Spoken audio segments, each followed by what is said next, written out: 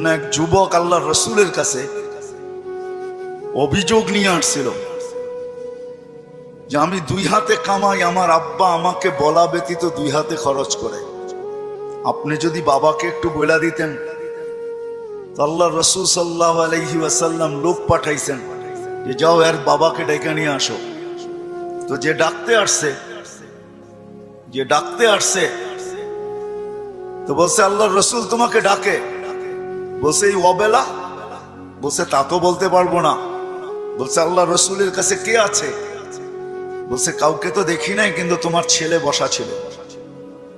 তো বাপ যখন বাড়ির থেকে বাহির হইতেছেন তো বাপ বুঝা ফেলছেন কেন ডাকে অবেলা। ছেলে যখন বসা তো মনে মনে কবিতা আবৃত্তি করতেছিলেন, মনে মনে।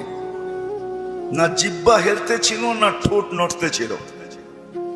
তো জিবরিল আলাইহিস সালাম আয়েশা বইলা দিয়া গেছে যে আসতেছে, কিন্তু মনে মনে কবিতা পড়তে পড়তে। আল্লাহ বলছে সালাম দিবে, জবাব দিয়া কবিতা গুলা শুনা নিতে। তো বাবা যখন সালাম দিয়া ঢুকছেন তো আল্লাহ রসুল বলছে কবিতা শোনাও। তো সাহাবী রসুল বলতেছিল মান আখবারাক, আপনাকে কে খবর দিল?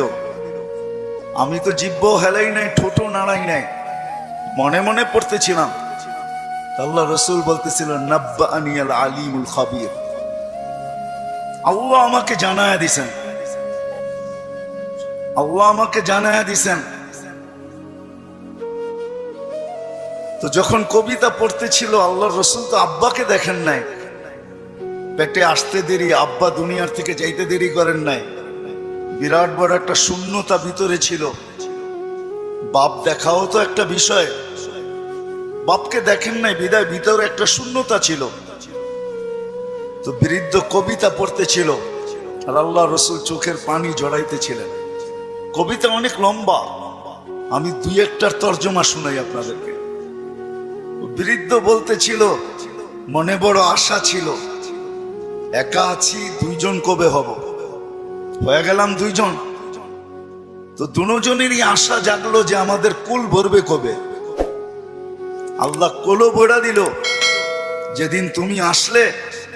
তো দুইজনই ভাবলাম যে আমাদের আর বাঁচার দরকার নাই, এখন বাঁচবো তো সন্তানের জন্যই বাঁচবো। সত্য এটাই, কিন্তু মা বাবা সন্তানের জন্যই বেঁচে থাকে, সন্তানের জন্য বেঁচে থাকে। বলে আমরা তোমার জন্যই বাঁচতেছিলাম, আমরা বুড়া হইতেছিলাম, তুমি জোয়ান হইতেছিলা, আমার সবকিছু তোমার ভিতরে যেতেছিল। একদিন তুমি পায়ের উপরে দাঁড়ায় গেলা, কামাইতে শুরু করলাম, আমি বুড়া হইলাম। তো বাপের বড় আফসোস ছিল যে তুমি আমাকে বাপ না মনে করতে, একজন হিতাকাঙ্ক্ষীও তো ভাবতে পারতে। তুমি আজকে আল্লাহ রসুলের কাছে আমার বিরুদ্ধে অভিযোগ দিলে। আল্লাহ রসুল পুরা কবিতা শোনার পরে যুবকের কলার ধরে বলতেছিল কুম ওঠ, আনতা ওয়া মালুকা লি আবিকা, তুমি আর তোমার মাল তোমার বাপের, বাপের বিরুদ্ধে অভিযোগ। তো আমার প্রশ্ন যেটা ছিল যে দিন আমাদের জন্য কেন? আজকে যদিও আমরা ভাবি না, চিন্তা করি না যে দিন আল্লাহ আমাকে কেন দিলেন, দিনের পরিবেশ আমার জন্য কেন প্রয়োজন, কেন প্রয়োজন? সত্য এটাই, আপনি মানেন আর না মানেন, বোঝেন আর না বোঝেন, এটা কিন্তু আল্লাহর তৈরি, আল্লাহ তৈরি করছেন। কে তৈরি করছেন? এটা কার তৈরি করা? এটাও তো একটা মেশিন, মানব নামের মেশিন, ঠিক না? না মেশিন না? মেশিন তো। এটা যতগুলা কাজ একসাথে করতে পারে, দুনিয়ার কোনো মেশিন মনে হয় এতগুলা কাজ একসাথে করতে পারে না, ঠিক না? এটাও তো মেশিন, এটার আল্লাহর অস্তিত্ব দেওয়া মেশিন। একটা ছোট প্রশ্ন আপনাদের কাছে আমার, সমস্ত মেশিন চালানোর জন্য যদি রীতিনীতি থাকতে পারে, তাহলে এই মেশিনটা চালানোর জন্য কি কোনো রীতিনীতি নাই? ওটা কার পক্ষ থেকে নির্ধারিত হবে? মেশিন যে তৈরি করে তার পক্ষ থেকে নির্ধারিত হয়, ঠিক না? আপনি স্বীকার না করতে পারেন, কিন্তু আমার কথা লেখা রাখেন, আপনি আর আমি জমিনে আসছি সাদা কাগজে সিগনেচার দিয়া। আমি কোরআন দিব আপনাকে, সাদা কাগজে শুধু সিগনেচার দিই না, সাথে সাথে ফিঙ্গারও দিয়ে আসছি, ফিঙ্গার। নাইলে কোরআন এই কথা চিৎকার দিয়ে কোনোদিন বলতো না, আলাস্তু বিরাব্বিকুম ক্বালু বালা। আল্লাহ জিজ্ঞাসা করছিলেন আমি কি রব নই? আমরা সিগনেচার দিয়ে আসছি সাদা কাগজে, আপনি আমাদের রব। আজকে যদিও নাকি আমরা ভুলে গেছি, সত্য এটাই, সমাজের চতুর্দিকে তাকাইলে দেখা যায় সবকিছু পাওয়ার পরে ভুলছি তো শুধু আল্লাহকে ভুলছি, আর কাউকে ভুলি নাই।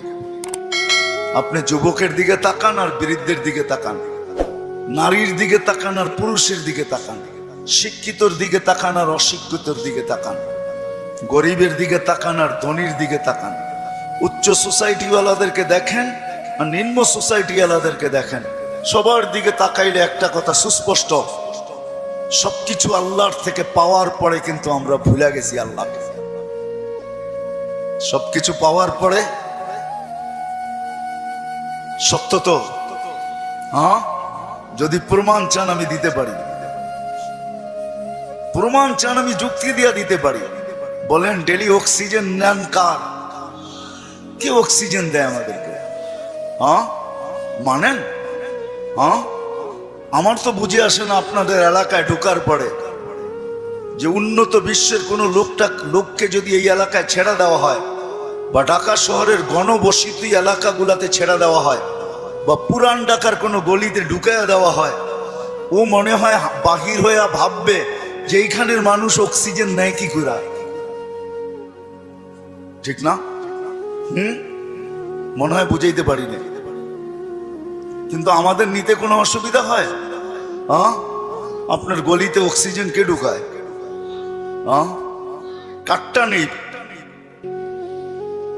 প্রতিদিন কার অক্সিজেন কতটুকু নেই জানি? পার হেড 550 লিটার নেই। মাছ যদি 30 দিনে হয়, তাহলে আর আপনি আর আমি 16,500 লিটার পার মান্থ নেই অক্সিজেন। বলেন এখানে আমরা যেই কজন বসা আছি, ডেলি কতবার মন খুইলা আল্লাহ বলি? আল্লাহ, কতবার মন খুইলা আল্লাহ বলি? আল্লাহ যদি জিজ্ঞাসা করে তুই আমাকে এরকম করে ডাকিস কেন, তো আমি ভিতর থেকে যেন জবাব দিতে পারি, মালিক 24 ঘন্টা তোমার অক্সিজেন নেই, 1 টাকা বিলও তুমি নাও না।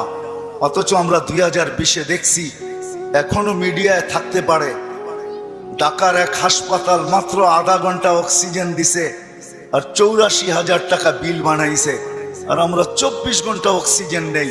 তুমি একবারও আমাদের থেকে বিল নাও না বা চাও না। আমার মন চাইলো তোমাকে আমি একবার মন বইরা আল্লাহ বইলা ডাকি। 3 দিন পর্যন্ত ঘরে পানি ব্যতীত কিচ্ছু নাই। 3 দিন চলতেছে ঘরের অবস্থা, শুধু পানি আছে আর কিচ্ছু নেই। 4র্থ দিন সকালে ঘরের অভিভাবক বাহির হইতেছে আর বলতেছে দোয়া করো আজকে যেন কিছু মিলে। কিন্তু যখন সন্ধ্যায় ফিরতেছেন, ওই দিনও কিচ্ছু মিলে নাই, ওই দিনও কিচ্ছু মিলে নাই। কিন্তু ঘরের মহিলা বারবার রাস্তা দেখতেছেন যে আজকে কিছু মিলবে হয়তো, কিন্তু সন্ধ্যাবেলা যখন ঘরের পর্দা উঠায় দেখতেছেন আসতেছে, কিন্তু চেহারাটা মলিন, হাত দুইটা খালি। নাম পরে বলবো আমি।